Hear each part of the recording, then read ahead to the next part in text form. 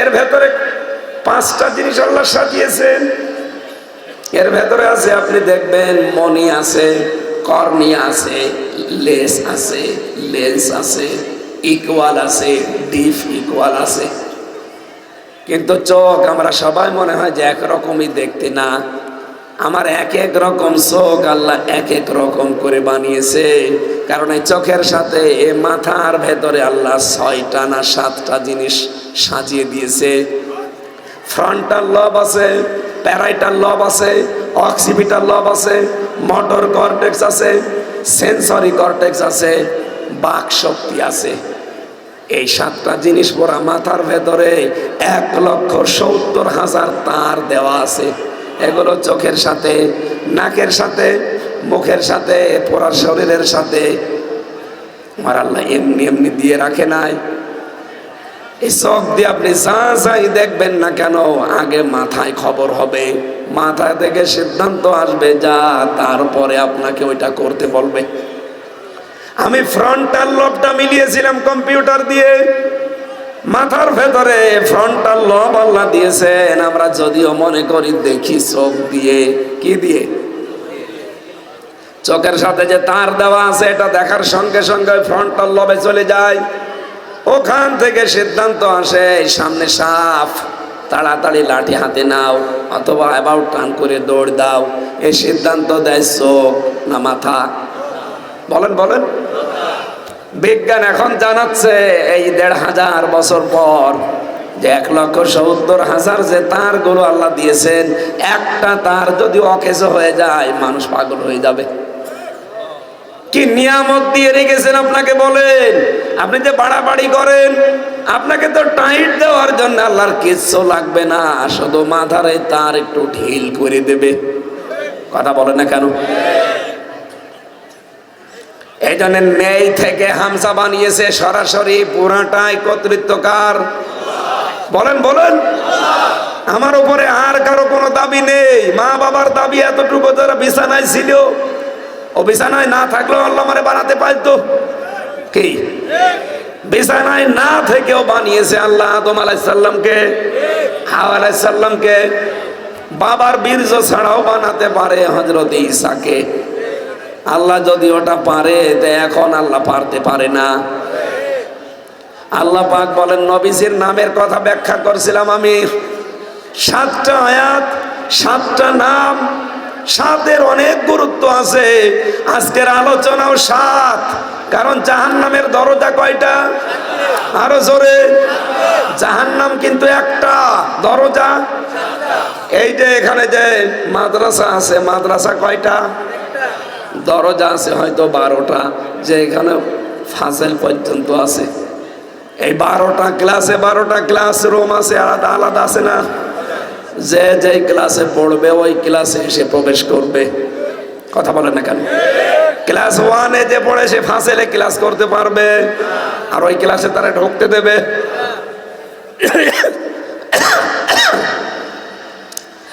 আল্লাহ পাক বলেন, লাহা সাবাতু আবওয়াব লিকুল্লি বাবিম মিনহুম জুজউম মাকসুম। জাহান্নামের দরজা 7টা, জাহান্নাম 7টা না, জাহান্নামের দরজা। এই যে লাহা, হা দিয়ে আল্লাহ জাহান্নামের ইঙ্গিত দিয়েছেন। সাবাতুন মানে 7, আবওয়াব মানে দরজার বহু বচন, আবওয়াব বাবের বহু বচন। আল্লাহ বলেন জাহান্নামের দরজা 7টা। লিকুল্লি বাবিম মিনহুম জুজউম মাকসুম। সূরা হিজরের 44 নম্বর আয়াত। দুনিয়াতে যে যেই ধরনের অপরাধ করবে, কিয়ামতের দিন তাকে আল্লাহ ওই দরজা দিয়ে প্রবেশ করাবে। কি কথা বোঝা গেছে? এখন আমাদের বিষয় কি? আমরা আজকে আলোচনা থেকে দেখব আমরা কোন অপরাধ করছি, কোন দরজা দিয়ে আল্লাহ আমাদেরকে প্রবেশ করাবে। আমি আজকে আলোচনা করেছিলাম মাগরিবের পরে 2টা দরজার। একটা হচ্ছে জাহান্নাম নামে একটা দরজা আছে, ওখানে যারা সীমা লঙ্ঘন করে আর যারা আল্লাহর বিধান অস্বীকার করে তাদের জন্য আল্লাহ ওই জাহান্নাম নামে দরজা বানিয়েছে। 2 নম্বরে বানিয়েছে লাজা। কি বললাম? লাজা মানে সত্যকে সত্য জানার পরে যারা অ্যাবাউট টান করে চলে যায়, আর যারা মাল সম্পদ জমা করে আর কি করে এটা সংরক্ষণ করা যায় এই চেষ্টায় থাকে, এদেরকে আল্লাহ কোন দরজা দেবে? লাজা। বলেন বলেন। 3 নাম্বারটা বলছে, আমার কণ্ঠে সাপোর্ট করছে না তো, নয়তো তো কথা বলা যেত। চা খেয়ে কি করবো, গলা ভেঙে গেছে, ওই তো দিয়ে হবে না। একটা বিষয় একটু ভেজাল আছে বাংলাদেশে, এটা নিরসন করা দরকার। যাদের খুব জরুরি আছে চলে যান, আমার এখনো কিছু সময় লাগবে, থাকবেন না? এই বিষয়টা আজকে পুরাটা নিরসন করতে যাই, একটু হালকা দেন একেবারে। মাইকের আওয়াজ আরো বাড়ান, আর এই যে এইসব আওয়াজ যেন কানে আসে সেই ব্যবস্থা করেন।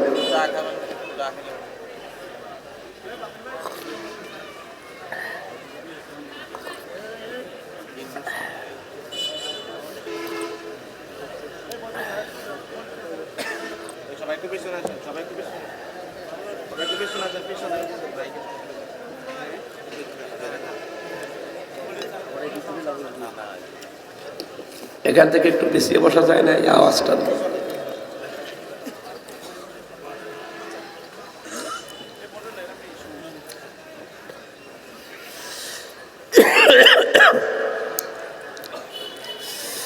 তিনটা বছরে ওরা আমার এমন কোনো অত্যাচার নেই, টর্চার নেই শরীরের উপরে করে না। শরীর তো ঠিকই আছে, তাই তো ভালো। এই জন্যই তো স্বাভাবিক হতে পারছি না। এত পাওয়ার আলা ঔষধ খাচ্ছি কিন্তু না। ডাক্তাররা বলছে সব বাদ দিয়ে মুখে টেপ মেরে পড়ে থাকেন, এমনি আস্তে আস্তে শরীর ঠিক হয়ে যাবে। টেপ মেরে পড়ে থাকলে আপনারা তো গালি দেবেন, দাওয়াত নিয়ে আসে নাই। আমি যে এদিকে পারছি না। পরশু দিনও বলেছিলাম যে মাহফিলগুলো বন্ধ করেন, অন্তত 4-5টা বন্ধ করে দেন, যেন স্বাভাবিক হয়ে আবার শুরু করে। আসলে কিছু বলারও নেই। আপনারা তো আয়োজন করেন 1-1.5 মাস ধরে, হঠাৎ করে যদি 1-2 দিন আগে মানা করে দিয়ে দিই, কিরকম হয় না? পারছি না, তারপরও জোর করে নিয়ে এসে তুলে দিচ্ছে। এখানে একটু বাতাস দেন তো, এই জায়গায় গা ঘেমে যাচ্ছে। 2 মিনিট দেন, তারপরে বন্ধ করে দিন। আল্লাহ রাব্বুল আলামিন বলেন, ওয়া আম্মা মান খাফফাত মাওয়াজিনুহু ফাউম্মুহু হাওিয়া ওয়া মা আদরাকা মা হিয়া নারুন হামিয়া। 3 নম্বর জাহান্নামের একটা দরজা আছে, নাম হাবিয়া। নাম কি? নাম শোনেননি কোনোদিন? এটা জ্বলন্ত আগুন, এর ভেতর আর কিছু নেই, খালি আগুনই। নাম শুনে বোঝা যাচ্ছে এটা কেমন হতে পারে। আল্লাহ পাক বলেন এখানে কাদেরকে ঢোকাবো, প্রবেশ করাবো জানো? ওয়াম্মা মান খাফফাত মাওয়াজিনুহু, যাদের ওজন হালকা হবে। কি কি হালকা হবে? এখানে ওজন শব্দটা শুনলে আমাদের মনের ভেতরে চিন্তা ভাবনা চলে যায় যে এটা মনে হয় মিজানের পাল্লার কথা বলা হচ্ছে নাকি? কিয়ামতের দিন নেকি আর বদি ওজন দেওয়া হবে, শোনেননি? আল্লাহ বলেন যাদের নেকির পাল্লা হালকা হয়ে যাবে, ফাউম্মুহু হাবিয়া, তাদের আশ্রয়স্থল হবে তাদের মা। আল্লাহ কেন জাহান্নামে হাবিয়ার নাম মা বললেন? এই পৃথিবীর ময়দানে দেখবেন, পৃথিবীতে যে কেউ হোক তার আশ্রয়স্থল, নিরাপদ জায়গার নাম মায়ের কোল। কি? জাহান্নামী যারা, পাপিষ্ঠ যারা, ইন্নাহু মাইয়াতি রাব্বাহু মুজরিমান ফাইন্না লাহু জাহান্নাম, কেউ যদি অপরাধ করে তার রবের কাছে যায়, তার স্থান আল্লাহ দেবে ওই পাপিষ্ঠের জন্য জাহান্নাম। লা ইয়ামুতু ফিহা ওয়ালা ইয়াহইয়া, ওখানে যে লোকটা মরবেও না বাঁচবেও না, বাঁচা মরার মাঝখানে থাকবে। ও কুমিল্লাবাসী, আমার সাথে আপনি একমত হবেন কিনা জানি না, যে অনেক আলেম আছে, চিন্তা ভাবনা আরো করার জন্য বলছি আপনাদেরকে। আপনি একটু দেখবেন এই বিষয়টা আসলে এরকম হতে পারে কিনা।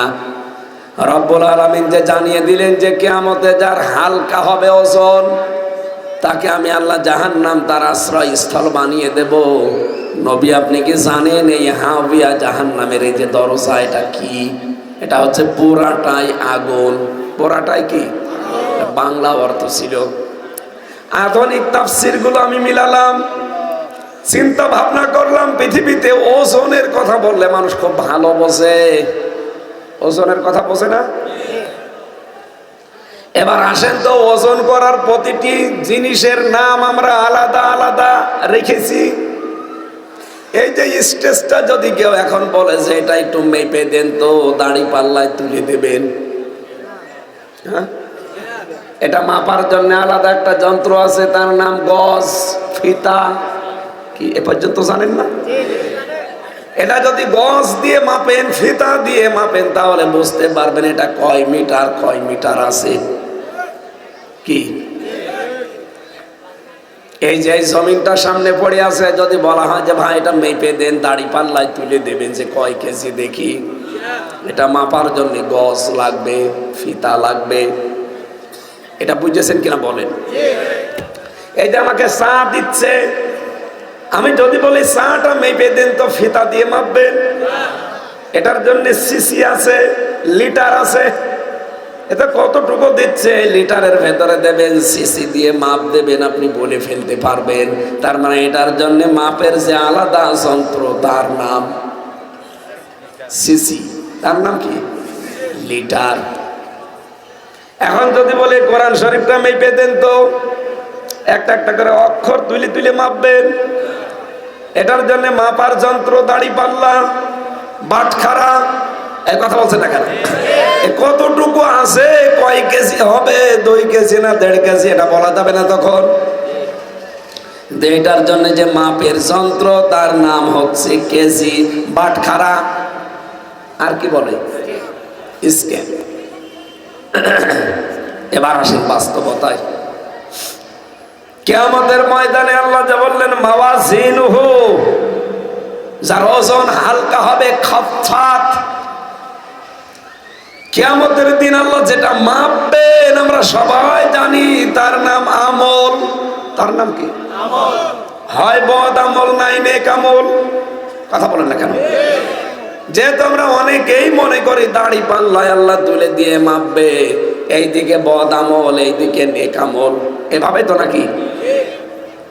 আপনার এই বাংলাদেশে কোনো পাগল বিশ্বাস করবে যে আমল দাড়ি পাল্লা দিয়ে মাপা যায়? আমল মানে কি বলেন তো? কাজ। আমল মানে এই জবাব দেওয়া লাগবে না, আবার গেবত করবেন। আমল মানে কি? কাজ। কি কোনো পাগলও দাড়ি পাল্লা দিয়ে মাপে যে 5 কেজি কাজ? কাজ মাপতে হয় গুরুত্বের ভিত্তিতে নাকি? প্রিন্সিপাল সাহেব আমাকে একটা কাজ দিয়েছে, এই কাজটা উনি মাপবেন কি করে, উনি দেখবেন কি করে কাজটা? উনি গুরুত্বের ভিত্তিতে দেখবেন যে কাজটা গুরুত্ব দিয়েও হামজা করছে কিনা। কথা বলেন না কেন? এবার আসেন, এই যে স্টেজ, এটার গুরুত্বপূর্ণ জিনিস আছে 2টা, একটা খুঁটি আর একটা সামিয়ানা। কি এই 2টাই গুরুত্বপূর্ণ। এখানে গুরুত্বহীন অনেক জিনিস আছে। এই টেবিলটা, এই টিস্যুর বক্স, এই চায়ের কাপ, এই যে সামিয়ানাটা, এই কথা বোঝা লাগবে। এইগুলো যদি না থাকতো কেউ স্টেজ বলতো না। একজন বলছে না, ওর মাথায় একটা লাঠি দিয়ে বাড়ি মারেন তো। এখানে স্টেজ হওয়ার জন্য আমার প্রথম শর্ত হচ্ছে খুঁটি লাগবে, 2 নম্বরে সামিয়ানা লাগবে। খুঁটি আর সামিয়ানা বাদ দিলে স্টেজ হবে। খুঁটি আর সামিয়ানা যদি থাকে, বাকি যদি কিচ্ছু না থাকে, তাও মানুষ বলবে এটা স্টেজ। আল্লাহ পাক বলেন কিয়ামতের দিন আমি গুরুত্বের ভিত্তিতে তোর আমল মাপবো, কাজ মাপবো। কিয়ামতের ময়দানে গুরুত্বের ভিত্তিতে যেহেতু মাপা হবে, আমি আবার আলেমদেরকে ক্ষমা চেয়ে দিচ্ছি, আপনি চিন্তা ভাবনা আরো করবেন। আমার ছোট মাথায় তো চিন্তা ভাবনা এটা ভুলও হতে পারে, আপনি একমত নাও হতে পারেন। আপনার হাতে পায়ে ধরে বলছে আপনি আরো চিন্তা করেন, দেখবেন মানুষের জীবন অনেক পরিচ্ছন্ন হয়ে যাবে। কিয়ামতের দিন সবাই বিশ্বাস করেন যে আমল মাপবে, আমল মানে কাজ, নাকি আমল মানে অন্য কিছু আছে? নেই, আমল মানে কাজ।